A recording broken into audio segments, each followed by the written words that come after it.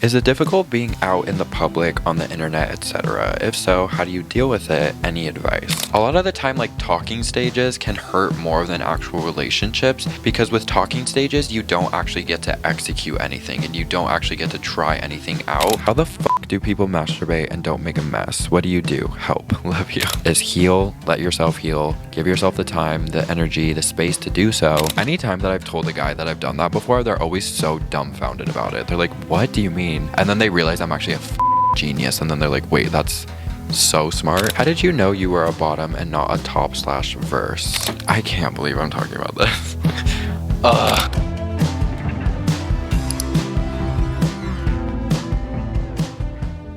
Hi guys, it's Aiden. Welcome back to my channel. Unless this is the first video you're seeing of me, then hi.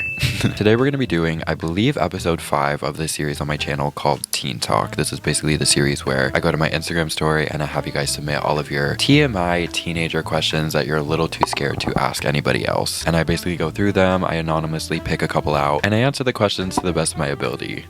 I try my best, okay? I love this series so much. My whole goal with this series was I really just wanted to create a really safe space on the internet where there's nothing too taboo here, nothing that we won't talk about. And again, it all just comes back to creating a super safe space. Not even just with these videos, but also in the comment section. That's honestly one of my favorite parts of this series. Not only is it filming these videos and getting to talk about all this stuff, but it's also just reading the comments and seeing you guys talk about your experiences and just trusting me enough with them. It truly means so much to me, and I try to hold all the stuff that you guys give me very gently, and I try to take care of it. So that's what this series is, and I hope you guys are excited for it. Give this video a thumbs up, as well as subscribe to my channel. I post videos every other day, so if you're not subscribed, you're honestly missing out. Also follow me on Instagram, because like I said, I get all the questions for this video from my Instagram. So if you ever want to be in this video in the future, or you just want to follow me on Instagram, because that'd be nice too. Anyway, with that being said, let's just get into it. How do you clean up after sex? That sounds really awkward and embarrassing. Great question, actually. So I think it's different for most people, and I also just want to preface this off by saying, in my humble opinion, I think that aftercare is the most important thing when it comes to sex. Actually having sex and doing the act is one thing, but I think the aftercare of it all is the most important part of it. Being with someone who's going to take care of you and nurture you and comfort you after having sex. Like, that's the most important thing. In terms of cleaning it up, I think unless you're doing something crazy, I don't think that there's like too much to clean up. Maybe if you're a girl and you're on your period, that's one thing, but if that's the case, like, just lay a towel down and deal with it later. I will say, obviously, being a guy who sleeps with guys, there's a lot of lube involved, and that can get a little messy. But I don't know how you like clean it up necessarily. I mean, just like throw the sheets in the washer, maybe showering off after together, maybe. I don't know if it's just me, but I like to shower with people. I think it's cute, it's hot. That's, in my opinion, that's how I feel. Yeah, I don't know, I guess that's all. I don't know. How do you get over getting ghosted randomly and just never getting an explanation? I will say I haven't dealt with this in a while, but I used to deal with this all of the time. I think this is actually really common when it comes to a lot of gay people, because I have a whole video on this, so if you want the full details, you can go watch that. But I think a lot of us have like rosters. Like, you have all of these people on your phone that are, you know, you don't know them in person, but you follow them on Instagram, or you're snapping these guys. And then a lot of the time when you get into an actual physical relationship, or you're finally talking to someone that you really are interested in, you kind of ghost everybody else, and as you should, like, you shouldn't be talking to all those other people. But I think a lot of the time that's the reason people get ghosted so often. I personally used to ghost people all the time because I was really depressed and I just didn't want to do it anymore. Now, did I hurt some people's feelings during that? Maybe. Do I feel bad about it? Yeah. I mean, I'm a human being with emotions. In terms of actually how to get over it, I guess the first thing I just want to say is that all of these emotions are valid. It's totally understandable to be upset about it, especially if you didn't get an explanation. That's like super f***ed up. And I've also talked about before how a lot of the time, like, talking stages can hurt more than actual relationships, because with talking stages, you don't actually get to execute anything and you don't actually get to try anything out. And I think a lot of the time that leads you to making up scenarios in your head where you're like, well, if it would have happened, then maybe we could have been this, or we could have done this. Whereas with relationships, like, you're already living everything out, so then when it doesn't work, you're able to analyze why after the relationship. You're able to look back at it and say, well, it didn't work out because this happened and this happened and this happened. Whereas with the talking stage, you don't have that, I guess, comfort is what it really is. The other thing I want to say is that it literally has nothing to do with you. You didn't get ghosted because you were weird, or you were doing too much, or you were whatever it might be. There are so many reasons why the person could have ghosted you. Maybe they got into a relationship, maybe they're talking with someone that they really don't want to screw it up with, maybe they're just really depressed. Some people do that. Used to. I don't do that anymore. I know it's hard to not take it personally, but I'm gonna like advise you, please don't take it personally. It has nothing to do with you. I know it can be hard not having that reason and not knowing why it happened. That's totally valid to be upset about, but your forever person is obviously not gonna be some loser who ghosts you. Is it difficult being out in the public, on the internet, etc.? If so, how do you deal with it? Any advice? Girl, it's rough. Let me tell you, I am really proud of the strides that we've made as society in terms of being okay with people being gay and accepting people, but we obviously still got a long way to go, and it's gonna be a while. It's gonna be a while before we actually, I don't know, like we got a long ways to go. That's all I'm trying to say. It is difficult. I mean, obviously homophobia is still incredibly prevalent in person as well as on the internet. It's obviously hard to not let it affect you, but I do try my best to just brush it off. I was bullied all the time in school for being gay, which was super fun. Thank you for that. I will say though, I can't imagine how it feels to be like a feminine gay guy. Not that I think I look straight or act straight in any capacity, but I think most people, if they saw me walking down the street for a brief moment, they're not gonna really think twice about it. Maybe they'll think twice because I'm wearing like a Taylor Swift shirt, you know what I mean? I'm not someone who leaves my house with a full face of makeup, or I'm wearing crop tops or whatever it might be. And obviously love that, like express yourself, do whatever you want, but unfortunately doing that can often direct some more hate your way, if that makes sense. I think there's a certain group of people out there who are like accepting of gay people until they're being like too gay for their liking. Like I know there are people out there who would accept me as a gay person because I just am the way that I am, but they wouldn't accept someone who's wearing a full face of makeup or wearing crop tops or wearing high heels, which sucks. Obviously, it's like you can't pick and choose what you do or don't want to support. So I do empathize with anybody who has to go through that, because I go through it a lot, but I think I go through it at a very small scale. But on the other hand, I will say I do kind of deal with it on an even bigger scale because I'm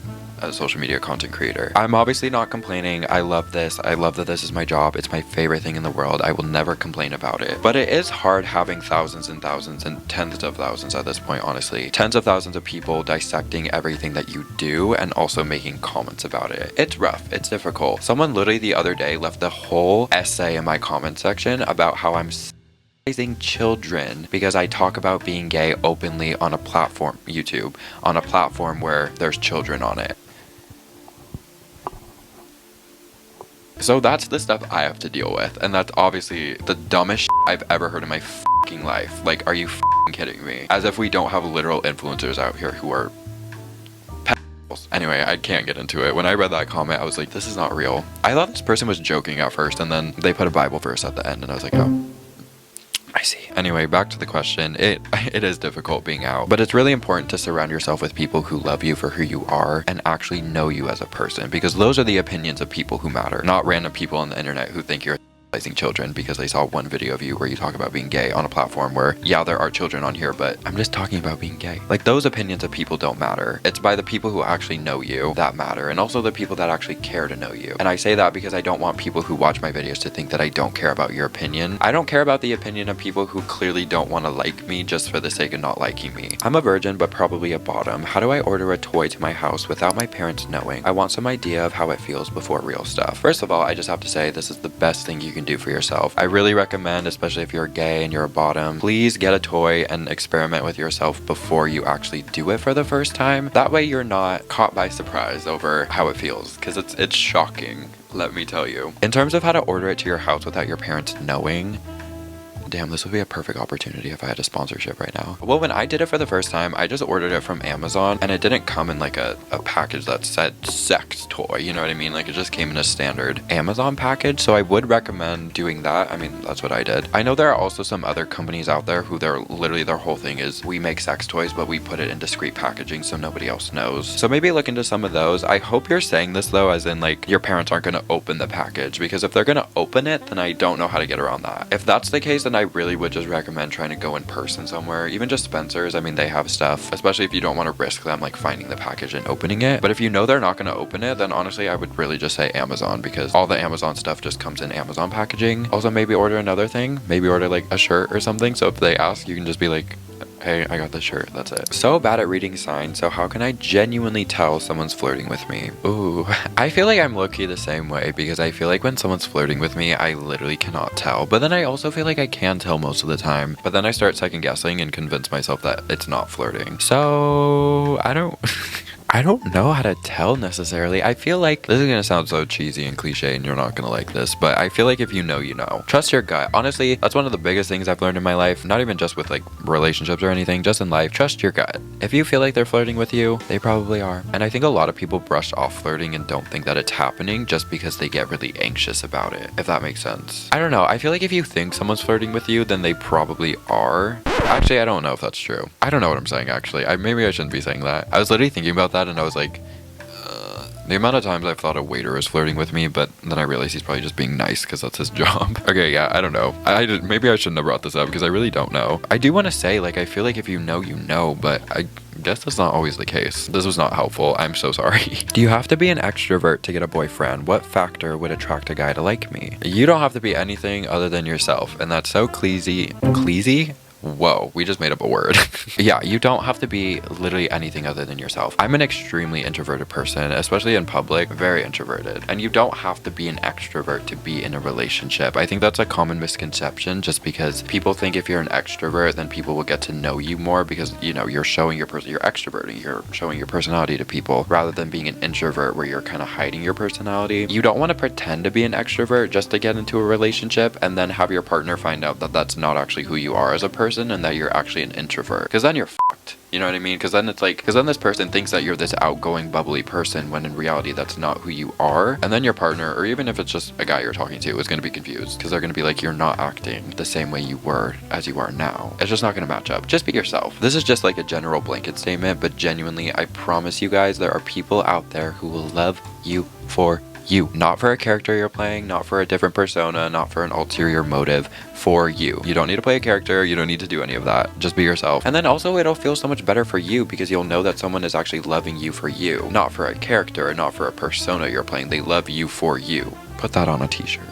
What do I do if I like this guy who unfortunately misses his ex? Maybe friends to lovers. I would just advise you to let this person have his moment of trying to get over his ex. You don't want to get into a relationship with someone who still misses their ex because they still clearly have some unresolved wounds and unhealed wounds that they haven't fixed yet. Relationships are complicated enough as it is. You don't want to add more baggage of someone still not being over their ex on top of all of the struggles that come with being in a relationship. If you really do like the person, then I don't think there's anything wrong with waiting for that person. But I also would just advise, like, don't get too attached to the idea, and also don't deprive yourself of other situations and other experiences with other people just because you're waiting on this person to get over their ex. Best way to get through a friendship breakup. I feel like the best way to get through any type of breakup, whether it's friendship, relationship, whatever it might be, you gotta just feel everything out. Kind of going back to what I was saying in the last question, you need to heal from whatever you went through or whatever you're going through before you get into a different type of relationship or friendship, because if you don't, then there's gonna be some unresolved wounds, and then there's gonna be so many other issues that there wouldn't have been if you gave yourself time to heal. I will say I don't think friendships are exactly the same type of situation, because I think you can have a friendship break up with someone and then still be friends with someone else and like make new friends. I think that's honestly maybe a better option. But with relationships, don't do that. Like, you need to heal before you get into a new one. Anyway, friendship breakup, that's what we're talking about. The best way to get through it is you gotta just let yourself feel everything out. In terms of any type of breakup, whether it's friendship or relationship, you're kind of dealing with like a death, essentially. You're mourning a death of this relationship or this friendship, and that's really difficult. When you give so much of your time, again, this goes for anything, when you give so much of your time to somebody and it's over and you're no longer friends anymore, that's really difficult. Like, it's really hard. So the first thing I'm always gonna advise is just be easy on yourself. It's a lot to go through and everything you're feeling is totally okay. And honestly, I feel like opposite to like a relationship breakup, I feel like the best way to deal with a friendship breakup is to surround yourself with other people. Not necessarily try to like fill the void, but be surrounded by other people. And maybe not even so much as to like making other friendships, but maybe just giving more attention to the friendships you already have. Maybe you have someone that you're kind of acquaintances with, but maybe now's the time to, get to know them a little better. I know it's like so boring and people want me to give this crazy insightful information on how to really get over a friendship breakup or really get over a relationship, but genuinely, like, the best thing you can do is heal, let yourself heal, give yourself the time, the energy, the space to do so. Don't beat yourself up over it. If one day you miss them and all of the memories you guys made together, and then literally the following day you want to punch them in the face, it's totally fine. Just don't act on it. You can have those emotions, just like don't act on it. Maybe get a journal, You have to give yourself permission to feel these emotions, and also give yourself permission to not make fun of yourself for the flip-flop of your emotions. Maybe I should be a therapist. Did you ever like/date a girl before you realized you were gay? Okay, like no, but like yes, but like no. I remember over the summer there was this one girl who we were like really good friends, and I don't know why. I feel like I just thought she was pretty, and so I thought that that was like me having a crush on her, but I knew I didn't actually have a crush. Well, I didn't know then, but like looking back, it's so obvious I didn't have a crush on her. I probably just thought she was pretty. This was in like 6th grade, might I add, just by the way. I think I texted her, I was like, hey, I have a crush on you. And then she was like, oh my god, I have a crush on you. And I was like, oh, should we date? And then we did. This was over summer, might I add. And then I'm not even kidding, like 4 or 5 hours later, I think I texted her and was like, I think we should break up because this feels weird and I don't feel like we should be doing this. And then she texted back and was like, I agree. This feels weird. I don't know if I actually have a crush on you. And I was like, oh, okay. So did we date for 5 hours? Sure. Over the phone? Sure. Over some text messages? Sure. So stupid. Like what? How did you tell your family about starting YouTube and how did they react? This is an interesting question. I don't think I've ever thought about this. I've been making YouTube videos since I was 9 years old, which for reference, I'm 19. I actually turned 20 in a couple months. But because I was making videos for so long, it wasn't like a conversation. I had to like sit my parents down and say, hey, I'm making YouTube videos.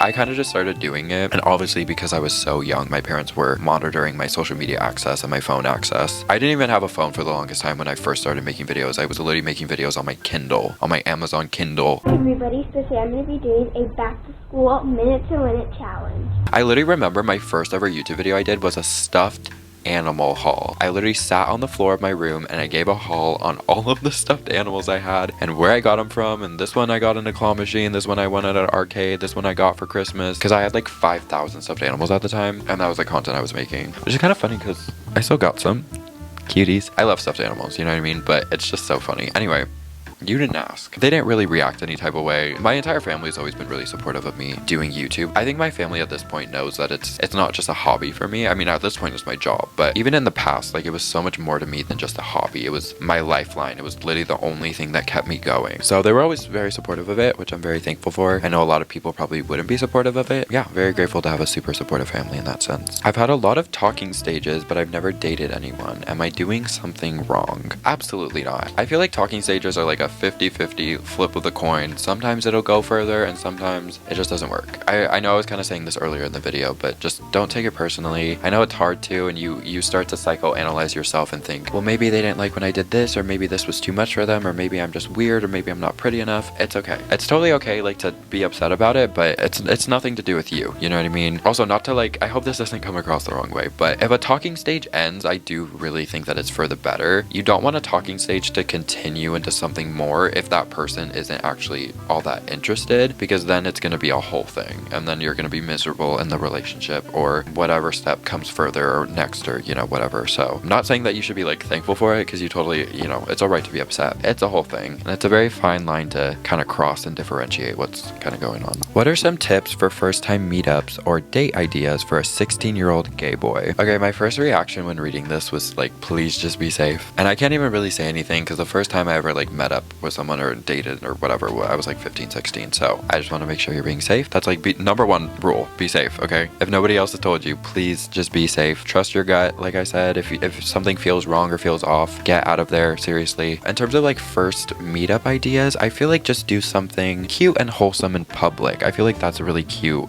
Sorry, I'm gonna put my knee up. I hope you don't mind. I hope it doesn't make you uncomfortable. The first ever date I went on, I planned out the cutest, I still think it was really cute. For my first ever date I went on, this guy picked me up and we went to the beach and we painted tote bags. So cute, right? Like I would do that still to this day. So you could use that idea if you want. If you have a, well, you might not have a beach near you. Even painting at a park, I think that that's really cute. If you guys want to get something, paint at a park, that could be really fun. Maybe Legos, you know, get some Legos, go to a park, build those together. You could get those Lego flowers. Cute, cute, cute, cute. Yeah. Ooh, what else? Don't go to the movies. That's not a good date idea. In my opinion, I don't think that that's a good first date. I don't think that that's a good date idea unless you guys are already in a relationship and you know each other. Because the whole point of a date is it's like you're supposed to get to know each other, and I don't understand how you're supposed to get to know each other if you're watching a movie the whole time. So don't go to the movies. I think the best dates involve having like an activity for you guys to do. That way you guys can work together on doing something, but also get to know each other, which is why I suggest painting. Because it's like an activity for you to do, but it's not something that you have to put so much thought into. Like I know some people like to do escape rooms on first dates, and I don't like that. Because then I'm not going to focus on anything other than we need to get the out of this room. Whereas with painting, it's like you can paint and then also just talk. I'm sticking with painting. I think you should go on a painting date. I think that that's so cute. Damn, someone take me on a painting date. Have you dealt with any body insecurities as you've grown up? Love your videos.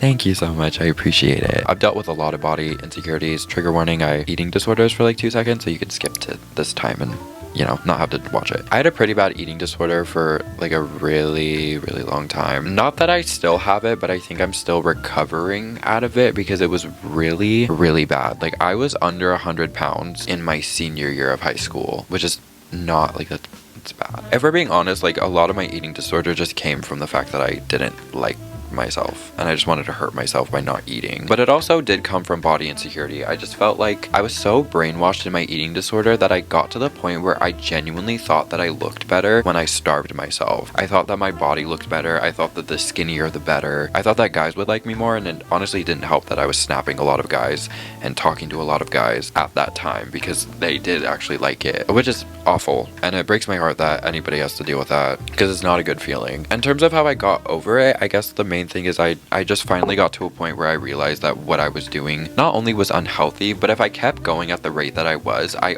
could have died. Eating disorders are so dangerous, and I feel like people don't take them as seriously as they are. You can literally die from having an eating disorder. Literally. That's not like being dramatic. That's very serious, and it's very possible if you have one. Not to scare anybody who might have one, but I'm just saying, I feel like after having it for so many years, it got to the point where I mean, when you're passing out all the time, I was passing out all the time in school. I couldn't even walk without feeling lightheaded. I just got to the point where I was like, I feel like I'm not going to be here anymore if I keep doing this. I finally started to kind of get over it. In terms of how to deal with body insecurities, one of the things that I just had to do was you have to get rid of anything that triggers you in the slightest. I still to this day, if I'm on social media, regardless of what platform it is, Instagram, YouTube, TikTok, if I see a shirtless guy, I'm clicking not interested and maybe blocking them. It's nothing to do with them, of course. I just can't see it because it really triggers me, and it starts to make me think maybe I need to start eating less because I really wish I would look like that, which is like you're not gonna get a six-pack by starving yourself. That's not how that works. Be gentle with yourself and also be aware of your triggers. And I don't know, maybe seeing shirtless guys doesn't affect you, but I know for me it did affect me, and that's why I had to take the precaution of blocking people or just hitting not interested or whatever it might be. I know myself, and I know I can't see that, and I know that it's gonna trigger me and send me down a spiral, so I can't look at it, and I have to take the precaution to protect myself, and I advise that everybody else also does that. How the f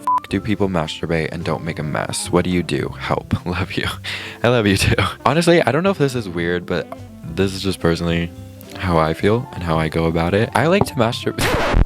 I can't believe I get paid and my job is to talk about like sex. This is so funny. Not that this is all that I do. I just think that this is so funny that I'm like gonna talk about this and like I just get paid to do it. I love it. It's great. I personally masturbate a lot of the time with a condom on. That way it's done. I just take it off, tie it up, throw it away. No mess, no cleaning up. I don't like when it gets all over me because I feel like it gets everywhere, first of all. Then you gotta wipe it off. And then I feel like this is so gross, but I feel like it smells most of the time. So then I feel like I'm always like trying to wash it, and then I'm putting lotion and I'm like spraying stuff on me so it doesn't smell. Also for me, like when I do it a lot of the time, like it goes far.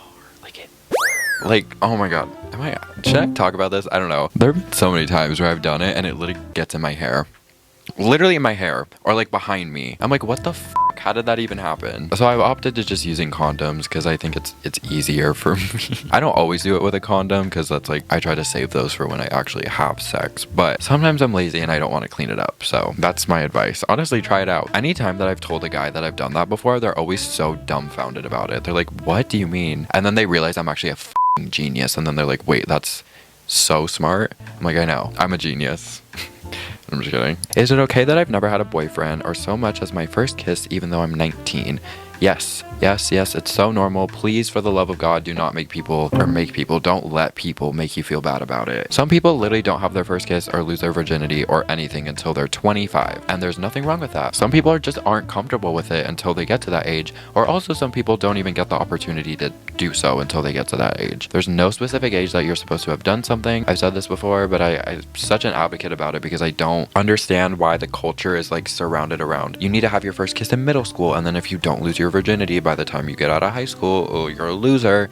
F off. Literally f off. Everybody's experiences is so different. And also, again, like I said, some people literally don't even get the opportunity to do so. So f off. Everybody's life is so different. Some people also just don't want to. Simple as that. How did you know you were a bottom and not a top/verse? Interesting. I feel like it's something that I just kind of knew. I don't know. I guess I just personally prefer like a more dominant person, like relationship wise, but also like especially when I'm in bed with somebody, like I just prefer somebody who's more dominant. I will say though, like I've topped multiple times and I actually prefer it because it doesn't hurt. So thank you so much for that. But I don't know. I felt like I just always knew it was just something I was like, yeah, I know that's what's gonna be me. I know that's what I'm gonna end up probably doing most of the time. But also like I don't know why I feel that way, because I feel like I say that because I always knew I liked being dominated by people. But then, girl, let me tell you, the amount of guys that are like the most masculine football captain type guys that I've done stuff with, and they won't admit it to themselves, but they love to be on the bottom and they won't admit it. There's one guy, I'm not trying to out this guy, so I'm not gonna like say his name or anything, but there was one guy specifically at the very beginning of this year that I was hooking up with. He was like so masculine. His whole thing was like, oh, I'm so tough and I'm so blah. What ever, you know what I mean? But we hooked up like multiple, like over the course of a couple of months, we hooked up multiple times. And the amount of times he would do me, and then afterwards he would like subtly be trying to tell me to like, I can't believe I'm talking about this. He would always try to suggest for me to rub my, you know, on his ass, like all of the time. And then when I would, he'd be like, no, don't do that, no. Girl, don't act like you don't want this up your ass. So bad. You want it so bad. I don't know why I brought this up. I just think it's funny because I don't know. I think certain people think that they want certain things because they don't like. I think there's also like a negative connotation with like being a bottom. Like you're suddenly weak and powerless and ooh, you have nothing to, you know, whatever. But if you're a top, then ooh, you're strong and you're the giver, you're the provider. But there's all these like stereotypes behind it, which I just think is so fucking weird. What was the question? How did you know you were okay? Well, that's how I knew. Is it okay to talk to multiple people when you start online dating? I think it's fine to talk to multiple people if you're not dating anybody. You know what I mean? I think a very common experience for especially like gay teenagers is like snapping like 30 guys and always being, you know, talking to like 30 guys. And I don't think that there's anything wrong with that necessarily, but also I have my own personal feelings about it. I talked about this in the other video, so I'm not going to get into it. I think in any scenario, it's okay to talk to multiple people. I do think there is a line though, because I think a lot of the time it's a really awkward position to be in when you get into a relationship and then you have to like cut off all of these people that you were talking to, which is kind of tying back into the you know, the ghosting thing where you kind of just ghost people because, well, now you're in a relationship, and it's harder to do that when there's more people that you were maybe talking to and now you're actually dating somebody, because now you have more people to cut off, if that makes sense. So yeah, I don't think there's anything wrong with talking to multiple people, but you know, just know like when you do get into a relationship, it is going to be kind of an awkward thing, especially if there is a lot of people. Is it normal to want sex? But when I think about it, it's quite scary, for sure. I honestly think that's how a lot of people feel, especially when you're gay. Like the idea of having gay sex, specifically like for the first time, it's really scary. Sorry, the other knee's going up. I've been sitting here for like 2 hours. I'm uncomfortable. Regardless of whether you're gay or straight or whatever, I think the idea of sex is always going to be, for the first time, it's going to be scary. So it's totally okay. And it's also totally okay to be wanting it, but also be a little worried and skeptical. Yeah, totally okay. Totally normal feeling. Okay, I think that's going to bring us to the conclusion of this video, just because I've been sitting here for like an hour and a half and my back hurts and my legs hurt. That's why I'm sitting like this. I really hope you guys enjoyed this episode of Teen Talk. If I didn't get to your question, please don't worry. I will definitely be doing another one of these videos in the future. And if you didn't get the opportunity to submit a question, then you definitely got to follow me on Instagram. That way you'll be the first to know when I do end up doing another episode for this series. I love you guys so much. Please take care of yourselves. Give this video a thumbs up, subscribe to my channel. And yeah, I just love you. Take care of yourselves. Be gentle with yourself. So many of these things, I'm like, guys, just be gentle with yourselves. It's okay. Life is hard enough as it is, and we're all literally just trying to get by, okay? Love you. I will see you later. Okay, bye.